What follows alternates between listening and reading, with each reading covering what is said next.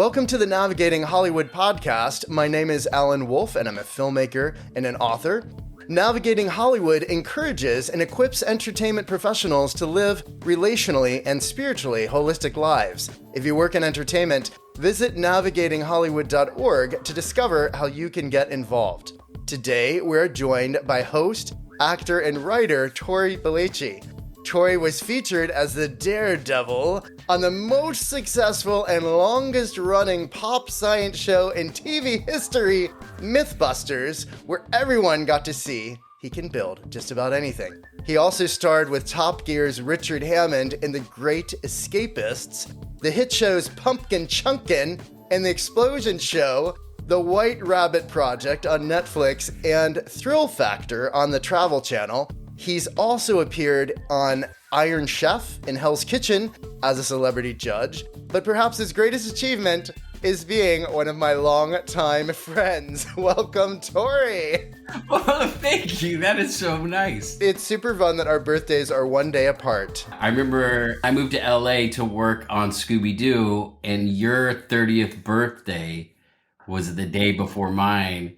And so you had a big party at someone's house and we were all hanging out. And I remember leaving the party and you went, Tory! And you I was across the street, getting into my car. And I was like, what? And you're like, just remember, this is the last night you're in your 20s.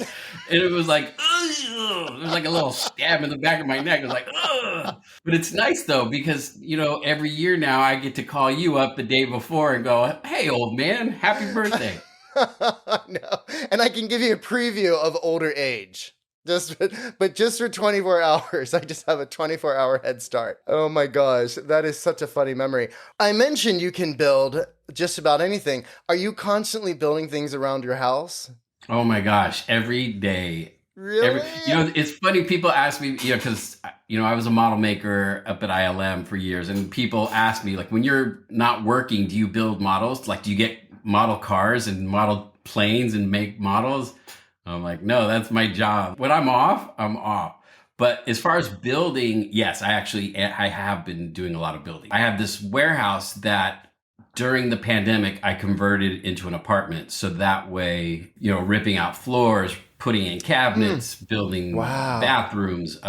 So yes, I have been doing a lot of building. Now, when you were a kid, your dad taught you how to make a Molotov cocktail. I've always been a curious kid, but then to have a father who was basically a big kid just continued that kind of erratic behavior, not great behavior. For 4th of July, we used to take legal fireworks because here in California, everything's illegal. But we would take legal fireworks and make them illegal. It just kept progressing. And at one point, we started making pipe bombs. We were lighting them off in our backyard, which is stupid, right? Because the neighbors would hear these noises. But then we built this one and it blew up, and our neighbor came over and he was listening to the police scanner and he goes, the police are on their way. But in hindsight, I think he called the police. So we left, we got out of the house, we took off. End of the day, we were like, all right, let's go back. I'm sure the cops are gone by now. And we were pulling up the street, we turned the corner and I said, wouldn't it be funny if there was cops in front of the house? Sure enough, there were 2 cop cars parked in our driveway and there was cops going through my backyard. So I turned around, took off, stayed out for the rest of the night. There was one point where I was driving my car down this road and I see a cop car going in the opposite direction. His lights went on and he took off and made a turn, and I I jumped on the freeway and I got out of there.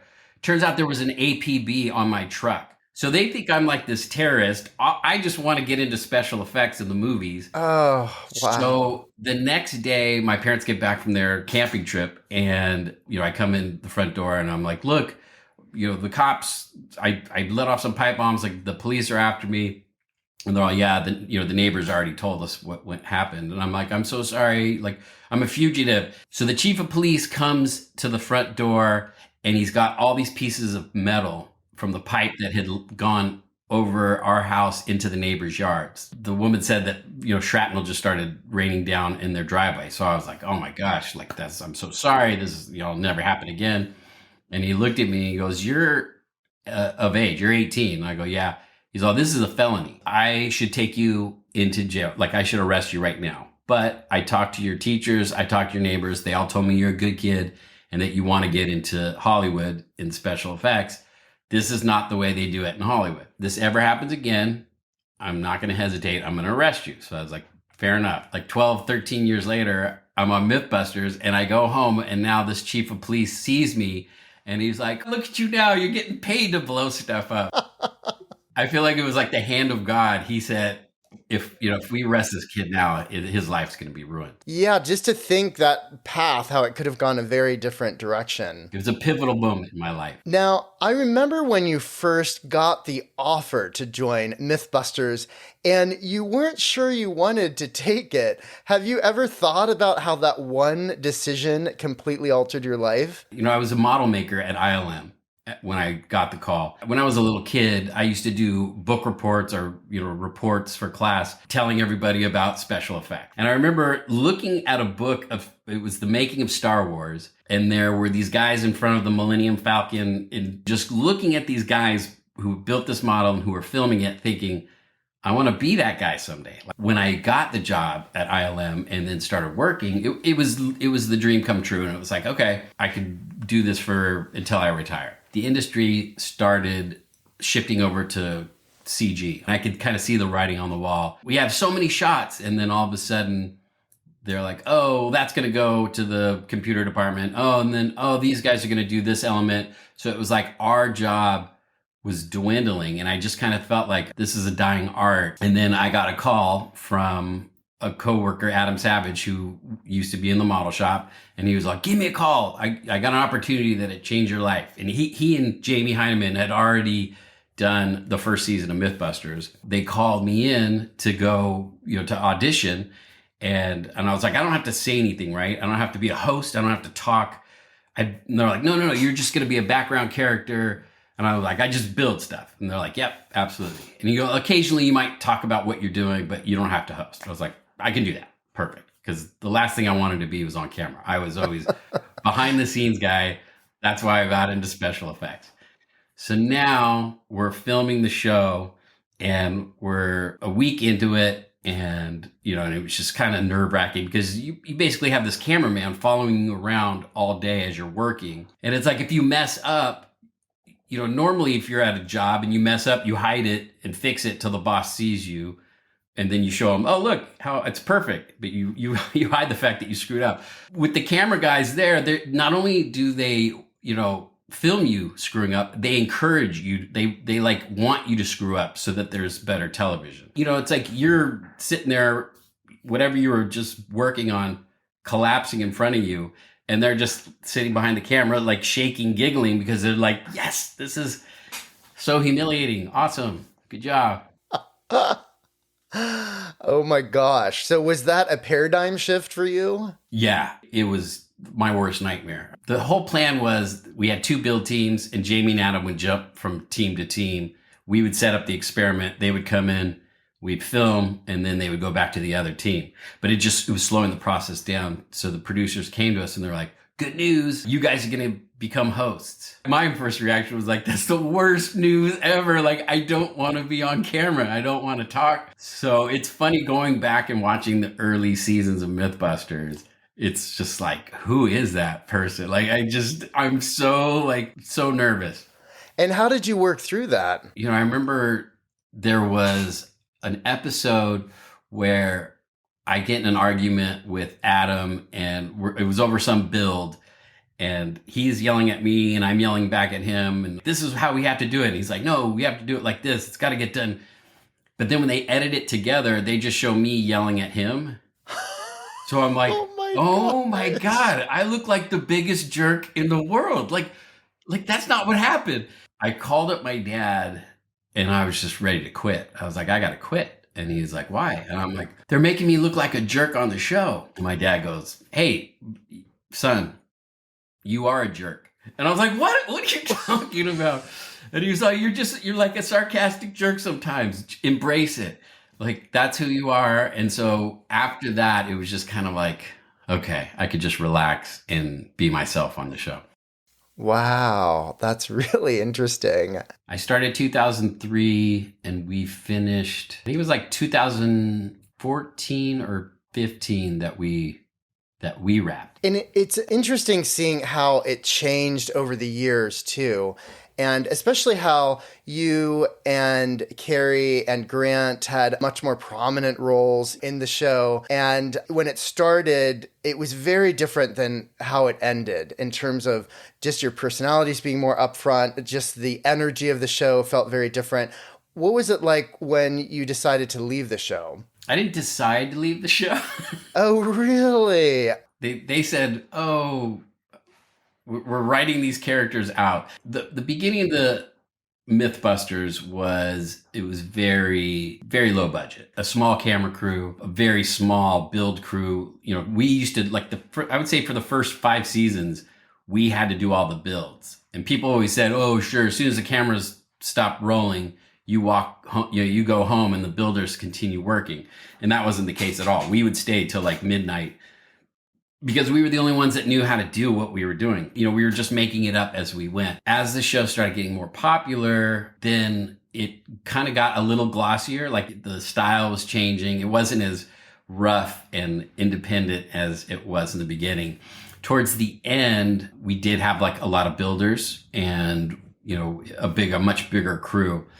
But then it was pretty much the last season, and the show had a good run. And we felt, you know, that it was a good time for us to transition and to move on. Did you have a favorite memory during the show? There are so many crazy memories from Mythbusters. We were seeing if you could wakeboard behind a cruise ship. If a cruise ship is going fast enough, could it actually pull you behind it on a wakeboard? And we went down to the Bahamas, and I had been practicing all week with just like transitioning from one boat to another boat. But now it was the big experiment day, and we only had one shot at it, because once this cruise ship left the Bahamas and went back to Florida, it was gone. Like it was going to be miles out to sea. So they're like, okay, we only have like a couple of miles to get this to work. I remember we had a producer on the back of the boat. He threw out a line. It was like a 300-foot line,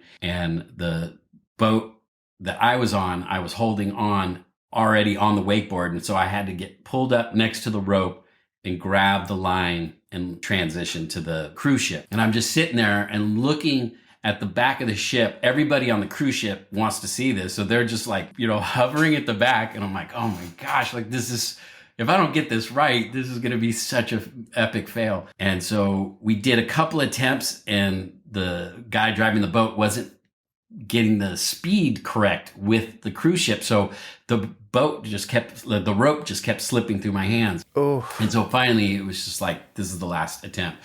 So I just grabbed the rope, wrapped it around my hand. I got like this crazy rope burn, but I let go, and I'm just sitting there, you know, getting pulled along on a wakeboard behind this giant cruise ship.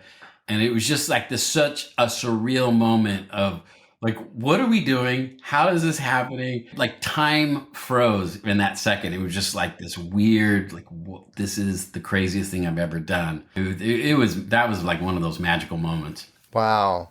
Amazing. And you became close with the two castmates, Carrie, Byron, and Grant Imahara. What did you all do after Mythbusters ended? After the show, Carrie and I went and did a couple of shows. We did one show called Thrill Factor for Travel Channel, and it was just basically us going around riding roller coasters and testing the science for the roller coasters. I mean, it was such a ridiculous show and so much fun. But I remember there was this one roller coaster. We went to Wisconsin Dells. It's all theme parks. So it's like Right. you feel like you've just you've been shrunken and walked into a miniature golf course. Every hotel and resort has like some weird theme. And we went to this one roller coaster, and it was like one of the only wood roller coasters, like old fashioned wood constructed roller coasters, but it had a corkscrew. We did it, 2 or 3 times, and then they filmed us, and both of us started getting these horrible headaches. And the owner of the park came over, and he was like, oh yeah, I wouldn't ride that one too much. It's really bad. It rattles your brain. I can only do it once, and like I start getting migraines. And I'm like, and the producers are like, okay, well, we're just going to do it 2 more times. And we're like, no, we're getting concussions here. Oh my gosh. Brutal. And then you all did a show together after that. Then we did, it was kind of like it was Netflix wanted a Mythbuster type show. And so the three of us did White Rabbit Project. And that was, that was such a great experience, just to all three of us be working together again, doing something completely different on our own. And to be at Netflix was amazing too, because that was right before Netflix at the time was just buying content for their platform, but now they were dipping their toe in the unscripted reality show. And so we were kind of one of their first shows that they did. And I've had other guests on who've done shows for Netflix, and there's a lot of opaqueness in terms of understanding how well your show did, who your audience was. So when they didn't continue into a second season, did they let you know why? It's interesting. It's good and bad. It's good in the sense that they don't really get involved in the production and the creative. Like at Discovery Channel, we would do a show and then we would have all these executives giving notes and telling us to change this and change that. And there was a lot of times where like, we feel like creatively we need to stay this course, but we'll make some adjustments. With Netflix, they were completely hands off. They're like, I don't know. You guys know how to make a show. And so this was the early days where you didn't really have executives making creative decisions. They just let you go and make the show. But to your point, they don't tell you how it's doing. So you're just kind of like in the dark going, well, I hope we hit an audience. And I've heard that from a lot of people where it's just like, they'll give you certain numbers, but they don't give you like all the data. And can you tell us what happened with Grant after White Rabbit ended? Grant, unfortunately, we lost him back in 2020, just completely out of the blue. It was such a tragedy. He was 49 years old. I got a call from a good friend of mine, Fawn Davis. He used to work with us at the model shop up at ILM. And he just gave me a call and he was like, hey, just wanted to let you know Grant had an aneurysm. He's in the hospital. They just performed emergency surgery, but they said the brain surgery went well.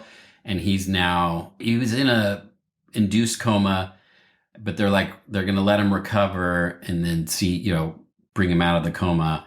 And then he never woke up. I still, to this day, it's like, it's hard to believe that he's gone. I was able to meet Grant in Seattle when you brought the show when we were there. doing the road show. Right, exactly. But yeah, it was such a shock because one, someone who's relatively young, and then two, just out of nowhere, something happening so quickly.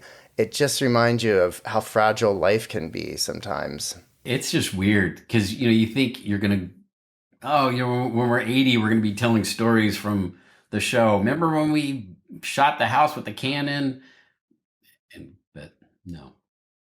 Well, you've been on shows where you're constantly building and creating projects. What does it look like in terms of how you're keeping it fresh? Yeah, it's such a tricky notion of what is good anymore. I feel like we are in this era right now where I don't know if Mythbusters would have survived, like as a show, as long as it did. When we started, it was like kind of when the internet was taking off. YouTube didn't exist yet. Smartphones didn't exist yet. So it was like there wasn't a ton of distraction.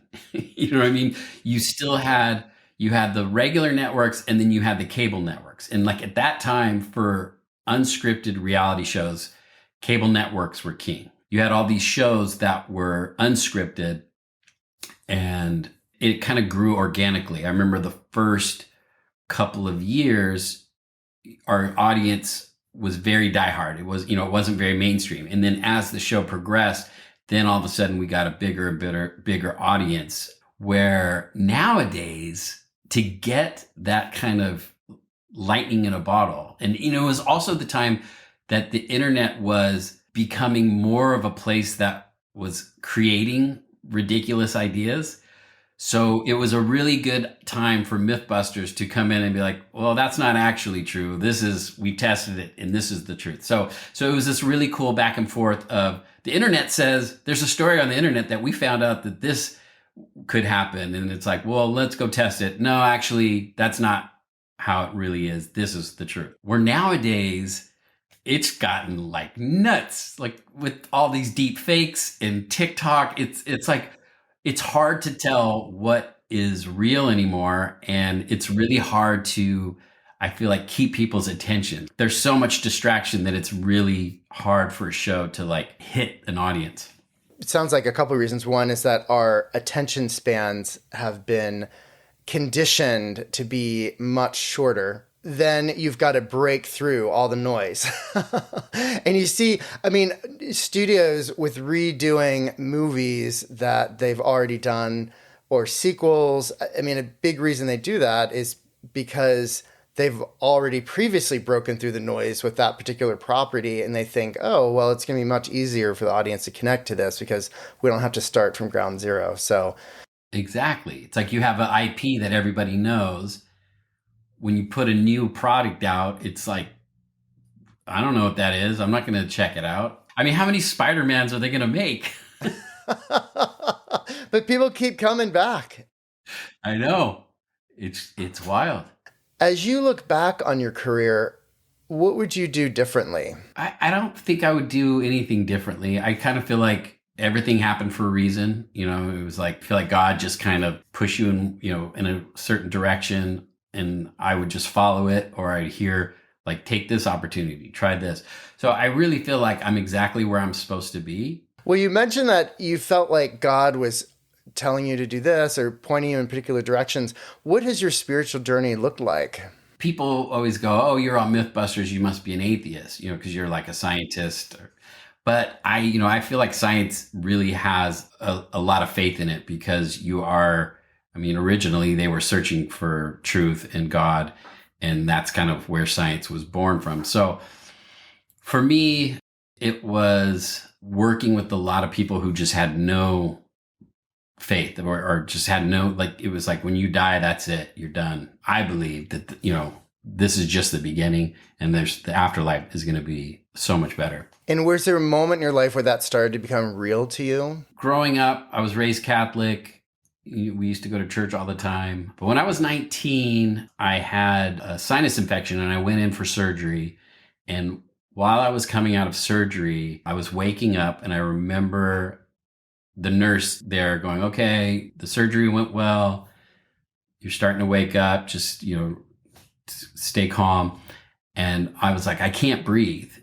And she's like, that's okay. You're okay. Like, you're just having a reaction, and I go, no, I feel like I'm drowning. And I started coughing up fluids. And I remember the doctor just like looking at me like, what is going on? And the anesthesiologist was like scrambling. All the nurses were scrambling. So they got me kind of, they gave me oxygen. They got me, stable. Turns out whatever, they gave me some kind of beta blocker that kind of lowers your heart rate, because when you're coming out, you're like, your heart's pumping, you're trying to like wake up. And that actually caused my heart to fail. They went out to my mom, and they're like, okay, the surgery went well, but we have one issue. And my mom was like, was it his heart? Because my mom's side of the family has this rare heart condition. It's like a birth defect in the heart. It's a deformed. And so the walls of the heart are a little thicker than a normal heart. So it doesn't pump as efficiently as a normal heart. So he was like, he's 19 years old. Why? He's a healthy young kid. Why would you say heart? And she told him about the family history. So they were like, we're going to send him to this heart specialist. He'll know what to do. And so now I'm freaking out, because they're like, you're 19 years old. You have this condition. You can drop dead at any moment. You think, oh, I'm 19. I got my whole life ahead of me. And now they're telling me at any moment you can drop dead. And I was like, well, I don't want to get a defibrillator installed. I don't want to get this surgery. I don't want to go through all this. And they're like, well, he's 19. He can literally do whatever he wants. Like, he doesn't have to get this done. He can walk out. So my parents are freaking out. And it was kind of a moment of not believing it, thinking you're invincible. When you're young, you think you can do anything. You're not going to get hurt.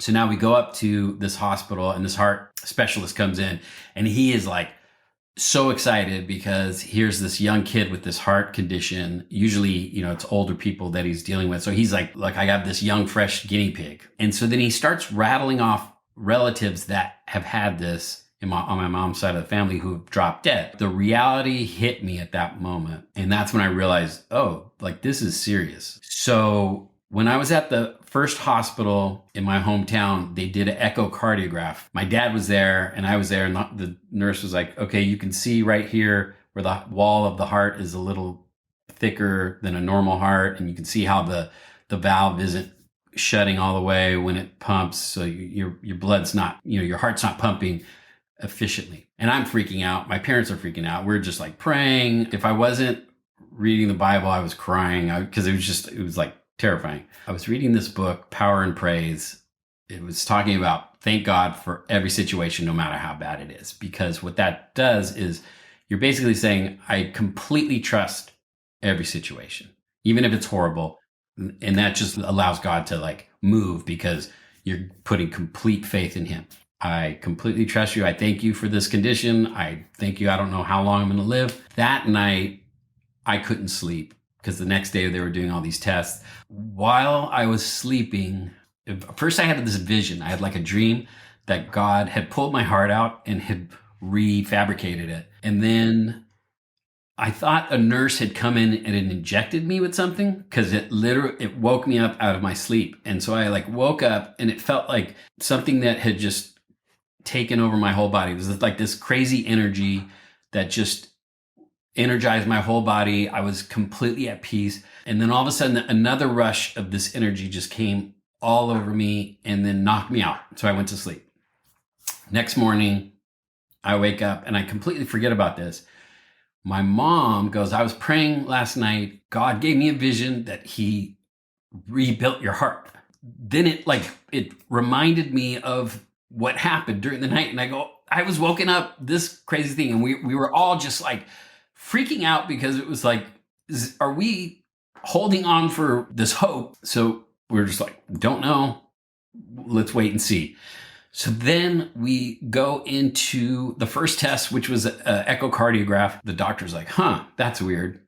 And we're like, what's weird? And he's like, what they told us at the first hospital, it's not matching up with what we're seeing here. And we're like, okay, so let's prep them for the more intense test. They put a catheter into your artery through your leg and it goes up into the heart. And then they pump this radioactive dye. So they're like, okay, it's going to feel like hot coffee in your chest. Take a deep breath. And then they pump the dye and then that pumps the dye into the heart. And the doctors are there and they're like, okay, that's weird. Let's do one more. And then he's like, take a deep breath. They pump the dye and they're looking at the thing and they all looking at each other. And he's like, I don't know what to say. I guess this was a false alarm. This is a perfectly normal heart. And I lost it, right? And I'm like, it was God. Jesus did it. Like, I'm just like, I was like, oh my gosh, this is a real miracle. They have tests that showed it one way. And then now my heart is a different way and it looks completely normal. And so that was, obviously the moment in my life where I was like, there's no doubt. There's times when I doubt and you don't hear from God and you wonder, is there really an afterlife? But this was one of those moments where it's just like, I go back to, you had one test that said this, and then now this shows something completely different. That's incredible. A lot of people don't have a deep supernatural experience of God like that, but you did. How did that impact you? For a long time, I felt like, oh, I have to do like something great. I have to go do something. It's like, God gave me this gift. I have to go do something. He gave me this. I have to go do something great. And I want to do that, but I felt like was saying, just tell your story, because it wasn't like, oh, he chose me, so I'm so special. No, it's like, no, like he wants this for every single person. You just have to accept it. Yeah, it's incredible to think what you went through there. And did that help you in situations like later down the line when you were just faced with doubts? Did you just remind yourself of what happened in the hospital? I feel like life gets so crazy and busy and you lose sight of those things. And like doing this talk with you, like coming on and telling this story, it reminds me the reality. So, I think it is good to like look back at times in your life where you just felt like you were at your wit's end, like that you had no hope. And if something did change or something did happen, that you were like, oh, okay, this is reality. It's good to go back and reflect on those and remind yourself that the Lord is real. And now you've been married since 2020. How do you stay relationally healthy? My wife's amazing. Like, she's so chill, so like no drama. And, we're just like best friends, and we just had a baby. My life has completely changed. Before it was like we could travel wherever we wanted, whenever we wanted. But I feel like when the pandemic hit, it really kind of slowed everything down and made us focus on what was important. And I feel like I may have just kept running if that shutdown and that slowdown didn't happen. And it was like, oh, wait, like I am getting older. I need to like think about what is important, having a family. So as horrible as the pandemic was, it was great in a lot of ways. Can you tell us about a moment in your career where you felt discouraged and wondered what would happen next? When we got let go from Mythbusters, it was exciting, but disappointing, right? It was like disappointing that we're no longer, you've been doing something for over a decade. You just kind of know what to do. Now all of a sudden it's like, what's next? But then that what's next can be exciting because it's like opportunities are going to be flying in.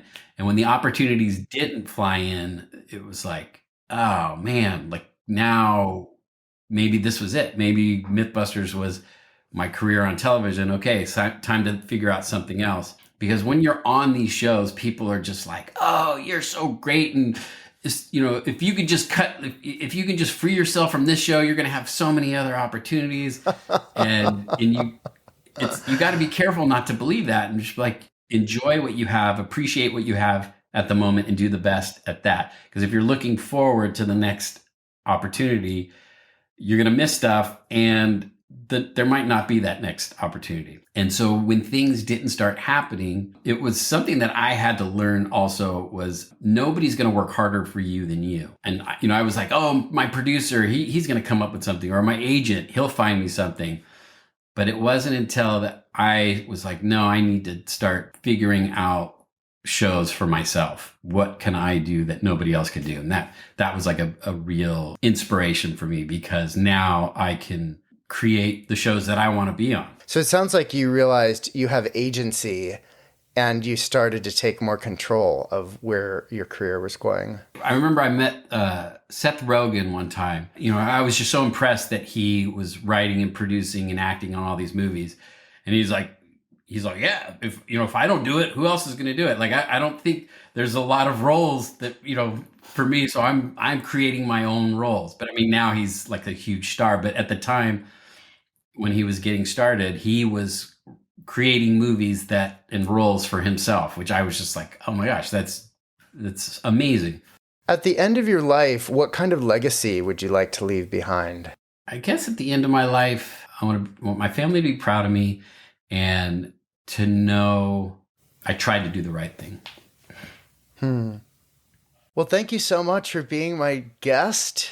Thank you, Alan. This has been so great to see you, to catch up like this. Yes. Thank you for sharing that incredible story and just all the stories from your career and your life. Really appreciate it. If you work in entertainment, check out the complimentary courses and other resources available at navigatinghollywood.org. Please follow us and leave us a review so others can discover this podcast. You can find our other shows, transcripts, links, and more at navigatinghollywood.org. I look forward to being with you next time.